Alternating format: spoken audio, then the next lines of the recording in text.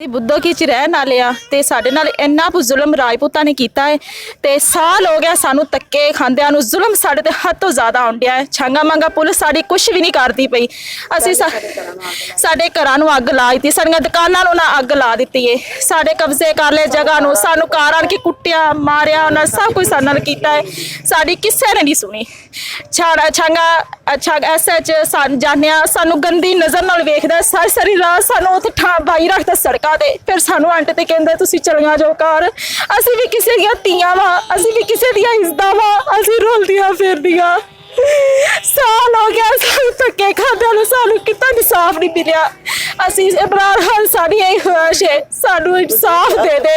वज़ीर आज़म अगे समान वास्ते DPO हर एक नू असीं कहने सानू इंसाफ दे दिओ, असीं रोलिए सानू इंसाफ दे दिओ,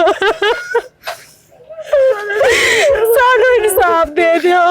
कोई तो अल्लाह दा बंदा सानू इंसाफ दे देवे, कोई तो सानू इंसाफ दे देवे। असीं सारी सारी रात सड़कों ते बैठिया रहियां, इंसाफ मंगदियां। साल हो गया सानू दहशतगर्दी करते फिर पिंड च, कोई उन्हां नूं पुलिस वाला नहीं रोकदा, पुलिस वाला उन्हां नूं नहीं रोकदे, कोई दहशतगर्दी फुल करन डे होए ने। आ देखो राती वेला गोलियां मारियां ने, साडे घर असीं लुक गए आ।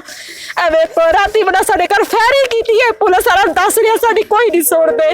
पुलिस 1-1 ते फोन करने 2 घंटे बाद पुलिस आती है, जदों चले जाते ने।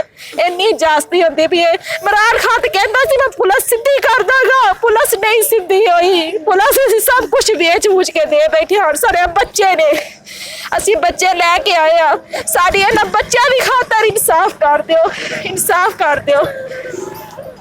साडी वज़ीर आज़म अगे दरखास्त है, सानू इंसाफ दे दो, सानू इंसाफ दे दो। चर्च फरोश है ने, बड़े बड़े लीडर ने, उन्होंने क्या सानू इंसाफ दे दो। साडी बस यही फरमाइश है।